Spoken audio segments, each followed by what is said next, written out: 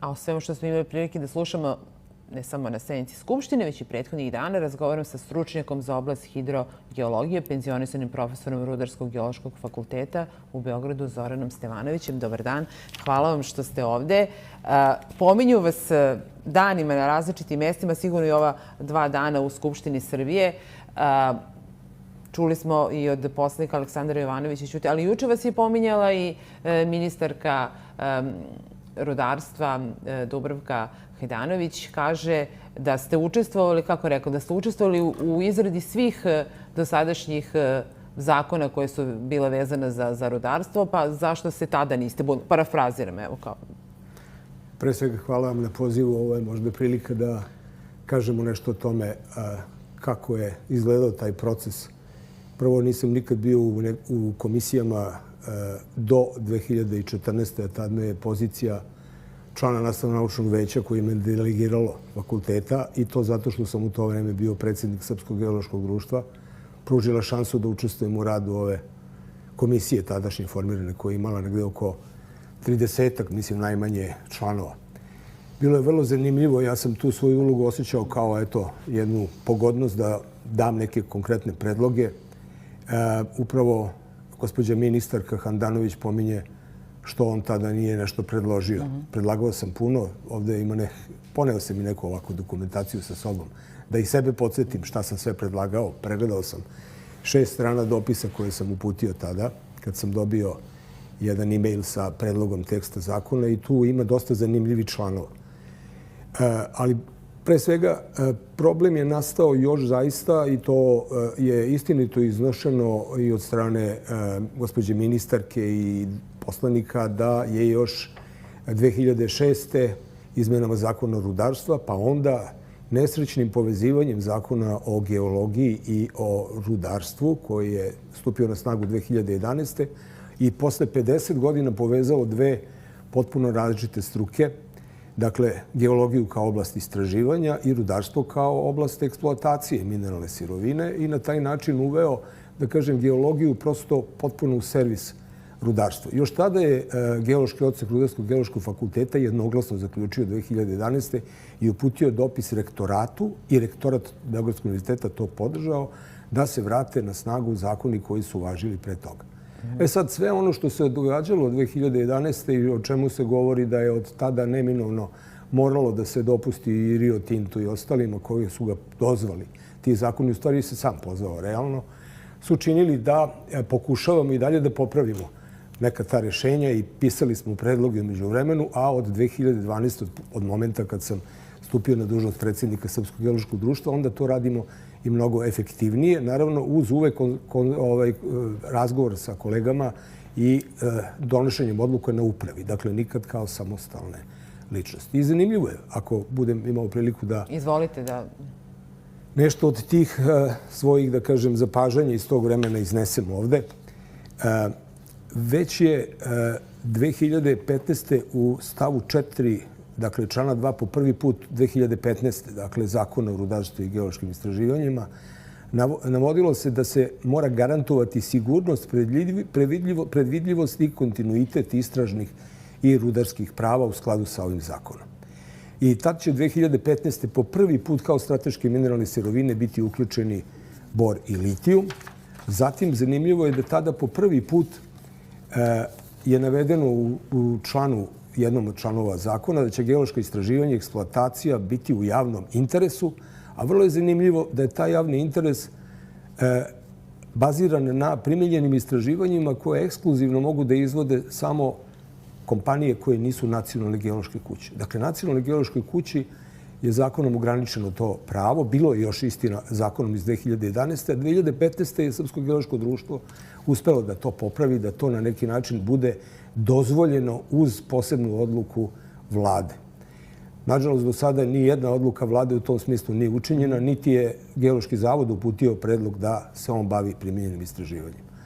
Takođe, navedeno je da se može vršiti eksproprijacija nepokretnosti, i to za potrebe privrednog subjekta u privatnoj ili javnoj svojini, ako su u pitanju sirovine od posebnog značaja. Što znači upravo to. Ovo što sad imamo u Gornjim Nedeljicama. Jeste, ovo što imamo u Gornjim Nedeljicama otvara mogućnost, s obzirom da su to sirovine od javnog interesa, da se eksproprijacija nepokretnosti može izvršiti. To je jedna ozbiljna opasnost za sve ono što nam možda predstoji. Takođe, član zakona u kome je nosilac istražnog prava, a to su ove privatne kompanije, i isključivi vlasnik podataka istraživanja i prava države su u tom pogledu ograničena. Znači, država ne može čak ni sada sama da vodi bilans svojih rezervi mineralnih sirovina, jer su to podaci tajni, koji istina jesu deponovani u Ministarstvu pri odbrani i laboratoriju rezervama. To su rešenje iz 2015. ili... To su rešenje koje su sada na snazi i o njima se malo govori. A zbog čega smo mi bili protiv toga da ona dođu na snagu je, između ostalog, ono što su u tim pripremama zakona ovde je meni to bilo, i zaista sam onako, da kažem, koliko god je bilo moguće protestovao i ukazivao na to da to nema smisla. Dobili smo zvaničan tada dopis, mislim da je datum bio 19. novembra 2014. iz Ministarstva predlog zakona, koji ovde možete da vidite. Ako ovo može da se uveća, ne znam, da gledalci takođe vide. Ovo što je obeleženo žutim, to su vam skraćenice članova zakona koji su prepisani iz Demokratske republike Kongo i iz Mongolije, MNG i DRC. Vidite, postoji tu još i Finska i Švedska se pominju. Međutim, ono što je činjenica, to je da određeni, izvinjavam se za previd, evo tu je druga strana takođe. Dakle, uloga državnih organa Republike Srbije bazira na artiklu 8 DRC iz Konga i tako dalje. To su dakle bili predlozi koje, a položaj Geološkog zavoda Srbije ovde kome se oduzima, da kažem, taj mogućnost da vrši detaljno istraživanje je takođe jedan od problema koji se pojavio. Mnogi su članovi i ušli u zakon. Dakle, ali da bazirati našu eksploataciju prirodnih bogatstava na zakonima država koji imaju potpuno otvoreno tržište, da kažem tako, i poznato je već sa kojim problemima se oni sreću i u ekologiji i u ostvarivanju profita. Demokratska republika Kongo takođe ima jedan rigorozan zakon u tom pogledu, koji je rigorozan u smislu da dozvoljava predsjedniku republike, nazovimo je demokratske, pravo da ono odluči da li će ili neće kopati mineralne sirovine. Pa su mi kolege advokati savjetovali, nemoj o tome da govoriš, član 6 i član 9 tog zakona, svako može da vidi na sajtu, je nešto što onda znači je u pitanju koliko je zaista sve to demokratsko, vladavina naroda u odnosu na ono što bi jedan čovjek mogao da odluči. Znači, to su zakonska rešenja koje su sada na snazi iz 2014. i 2015. Prvi deo koji sam prezentirao jesu i mi smo na to davali komentare. Moji komentari su sadržani, poslati su u ministarstvu 24. novembra, dakle 25. novembra, izvinjavam se, postoje u toj formi, imaju 6 stranica i u njima, bazirano na svemu onome što mi je kao agreman dalo i Nastavno-naučno veće fakulteta i Geološko društvo Srbije, su sve primjedbe na ove članove koji su kasnije ušli u zakon i bilo je vrlo i ovo i s moje strane nekih zapažanja, na primjer da su predlagači skice zakona koristili i terminologiju koja čak nije prevedena. Mi te termine nemamo, reklamacija, depozit i daljinsko očitavanje i tako dalje. I da je to zapravo, evo ovde je primjedba, da su to afrički lideri rudarenja Kongo ili azijska zvezda. Pomozitim samo ove prepisane stvari koje se tiču Konga, to je ušlo u zakon ili nije? Jedan deo je ušao u zakon, da, ili je preformulisan, tako da je, ali je dovoljno bilo da su predlagači nacrta zakona u ovom smislu radili na tome da se takva rešenja primene. Da, našli su tamo inspiraciju. Tako je, davali su dobru inspiraciju i davali su podloge da se nešto od toga može ostvariti. A vidite, kad kažu da su, na primjer, Geološko društvo, da ono nije trebalo da, odnosno da ne treba govoriti u njegovo ime, jeste. Ono je, imamo zaključke godišnje Skupštine Srpskog geološkog društva 12. juna 2013. Dopis Društva geoloških inženjera i tehničara, Geološki odsek RGF, odluka od 16. juna 2011. Sve to bilo usmereno na to da pokušamo da objasnimo da geološko istraživanje treba odvojiti od rudarstva, pa smo u tom smislu i uputili jedan zahtev. Ja sam ga potpisao u ime Srpskog geološkog društva, a dekan Rudarskog geološkog fakulteta u to vreme Ivan Obradović, pod brojem 2859, 7.10.2014. uputilo je Ministarstvo rudarstva i energetike i tadašnjem ministru Aleksandru Antiću pismo sa molbom da u sve ovo obrazloženja da nam dozvoli da dođemo i da pojasnimo stav geološke struke i geološke nauke. I da završimo ovu, da kažem, možda odbranu Sokratovu, nadam se bez onog nastavka. Ovo što je pomenuto od strane gospođe ministarke da se od mene ogradilo Srpsko geološko društvo, prvi put sam saznao da se to radi o meni. Jer postoji zaista u avgustu 2000 ove godine jedan stav koji je navedeno na sajtu i potpisao ga je predsjednik Srpskog geološkog društva, inače koji mi je uručio nagradu godinu dana pre toga. Nažalost, ponekad smo i svedoci da neke naše kolege imaju negativan stav povodom eksploatacije mineralnih sirovina. Srpsko geološko društvo se ograđuje od svih izjava koje neko daje u svoje ime, pominjući Srpsko geološko društvo, i naglašava da su to isključivo lični stavovi pojedinaca. Mog imena nigde nema, ali evo saznao sam da se... Evo, ministarka vas je sad obavestila da se to... Jeste, obavestila me da se o tome radi. A što vas nisu obavestila vaše kolege iz geološkog društva? Pa ja nisam našao za shodno da pitam da li se to radi o meni ili o nekom drugom. Nisam jedini. Znate, nas je desetina i stotina. Znam i na osnovu podrške koju dobijemo ovih dana od kolega, da bi zaista bilo dobro kada bi moglo na nekom tajnom izjašnjavanju da pitamo kolege geologe da li su oni za ovakav način, bit ću vrlo konkretan, za ovakav način pristupa eksploataciji jadarita u dolini Jadra. I sad da se vratimo zapravo na početak šta je uzrok ovih napada na vas. To je vaše jasno protivljenje iz onoga što je vaša struka kada je reč o otvaranju rudnika u Jadru i načinu na koji se planira eksploatacija litijuma.